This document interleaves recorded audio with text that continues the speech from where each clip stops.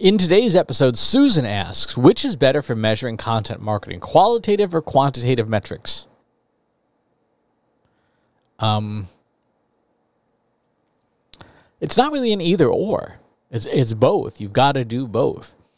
As a quick refresher, quantitative metrics, anything that's a number, right? Anything that's measured as a number of page views, number of clicks, number of conversions, and so on and so forth, percentage of new visitors, etc. They're all numbers. Qualitative metrics are anything that's not a number, right? Where did this user come from? Where did they go? What kind of browser did they have? What kind of device are they on? Non-numeric things. And what's true in market research is also true in content marketing metrics, and that is there's a cycle of measurement that you go through that is sort of iterative, starting to quantitative, then flipping to qualitative, then back to quantitative, and so on and so forth. And that stems from the questions you ask. So let's walk through a real quick example. Suppose you're in your Google Analytics account. You're looking at your blog, and you have all these metrics and dimensions. Remember, metrics are numbers, dimensions are not numbers, similar to qualitative and quantitative to some degree. You would start probably with something quantitative. How many people read our blog? Right? That's a quantitative measurement. Then you might ask the question, where did they come from? Right? So now you're looking at sources and mediums, campaigns, channel groupings, etc. Very qualitative. You might say, well, how do we get more of organic search visitors? Now you're starting to ask questions that will lean back towards the quantitative, right? What tactics can you apply? You go apply those tactics and measure their results. Like, did you, by putting pictures of your dog in your content, did you increase page retention time, right? Did you increase the number of clicks or the scroll depth of the page, and so on and so forth? And this endless loop between qualitative and quantitative. You would probably not, I was going to say never, but there's always an exception.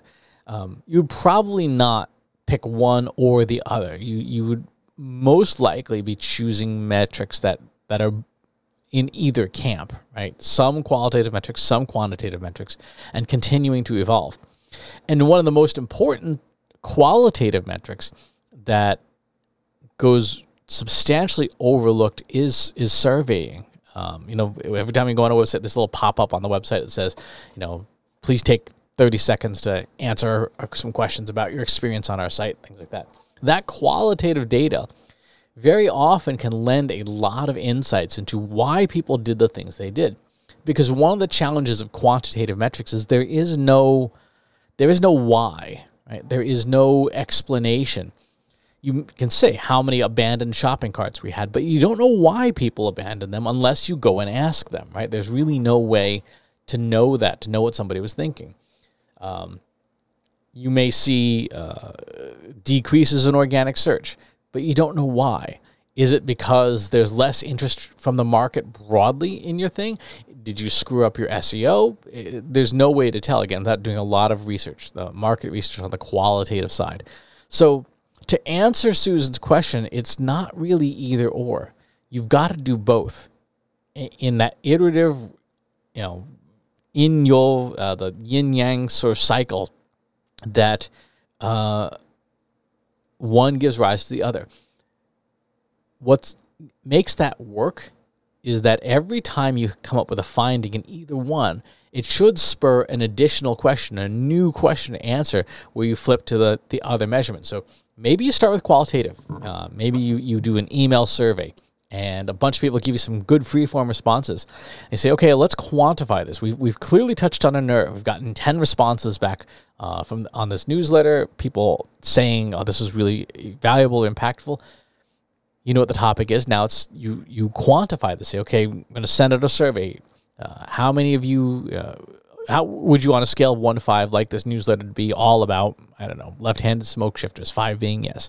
Now you can look at those numbers and say, our qualitative insights can be quantified, and we can use that to make a judgment.